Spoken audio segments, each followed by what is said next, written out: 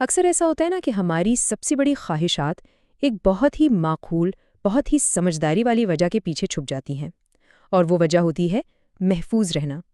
لیکن کبھی سوچا ہے کہ کیا ہو اگر محفوظ رہنے کی یہی کوشش ہماری ترقی کی راہ میں سب سے بڑا خطرہ بن جائے؟ آئیے دیکھتے ہیں کہ اس بظاہر معقولیت کی خاموش قیمت کیا ہے۔ اور یہ بات واقعی بہت گہری ہے۔ اپنی صلاحیتوں سے کم پر راضی ہو جانا یہ کبھی بھی ناکامی جیسا نہیں لگتا۔ یہ ہمیشہ ایک سمجھداری بھرا، ایک عملی قدم لگتا ہے، ایک محفوظ راستہ۔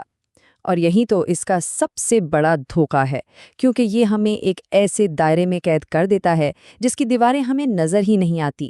ہم سب کا ایک کمفرٹ زون ہوتا ہے۔ شروع میں تو یہ ایک ڈھال کی طرح کام کرتا ہے جو ہمیں غیر یقینی صورتحال، تنقید اور ناکامی کے خوف سے بچاتا ہے۔ لیکن اگر اس میں بہت زیادہ دیر تک رہا جائے نا، تو یہی ڈھال ایک جیل بن جاتی ہے۔ ذرا سوچئے، آخری بار کب جان بوجھ کر اس جیل کی دیواروں کو ہلانے کی کوشش کی تھی؟ تو اس آرام اور سکون کی اصل قیمت کیا ہے؟ دیکھیں، یہ کوئی ایک بار کی ادائیگی نہیں ہے، یوں سمجھیں کہ یہ ایک خاموش ٹیکس ہے جو ہمارے امکانات پر روزانہ لگتا ہے، اور اکثر ہمیں اس کا احساس تب ہوتا ہے جب بہت دیر ہو چکی ہوتی ہے۔ اس قیمت کا پہلا حصہ ہے وہ مواقع جو ہاتھ سے نکل گئے، وہ پروجیکٹ جو مشکل لگ رہا تھا، وہ ذمہ داری جو صلاحیتوں کو چیلنج کر رہی تھی۔ اس وقت اسے ٹھکرا دینا سب سے آسان اور محفوظ فیصلہ لگا تھا۔ پھر اس کا دوسرا حصہ ہے رکی ہوئی نشو و نما۔ جب چیلنجز قبول نہیں کیے جاتے تو ہماری مہارتیں، ہماری صلاحیتیں سب کند پڑ جاتی ہیں۔ وہ طاقت جو ہمیں دوسروں سے ممتاز کر سکتی تھی، وہ کبھی پوری طرح سے نکھر ہی نہیں پاتی۔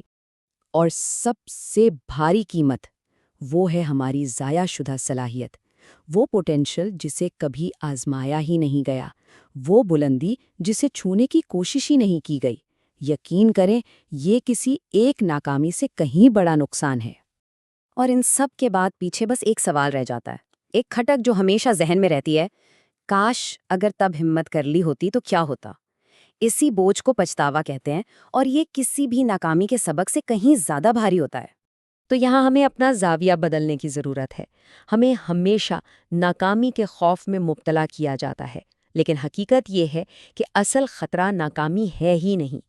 دیکھیں، ناکامی نظر آتی ہے، وہ ہمیں سکھاتی ہے، ہمیں پہلے سے زیادہ مضبوط بناتی ہے اور آگے بڑھنے کے لیے ایک نیا راستہ دکھاتی ہے۔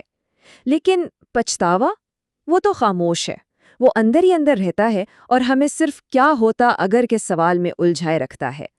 ناکامی ایک سبق ہے، پچھتاوا ایک سزا۔ تو اصل خطرہ ہے جمود، یہ کبھی نہ جان پانا کہ ہمارے اندر کتنی قابلیت چھپی ہوئی ہے۔ اصل ڈر اس بات کا نہیں ہونا چاہیے کہ ہم گر جائیں گے، بلکہ اس بات کا ہونا چاہیے کہ ہم نے کبھی اڑان بھرنے کی کوشش ہی نہیں کی۔ اچھا، تو اس سوچ کو عمل میں کیسے لایا جائے؟ اس جمود کو توڑنے اور ترقی کو اپنی عادت بنانے کے لیے آئیے ایک بہت ہی عملی فریم ورک کو دیکھتے ہیں۔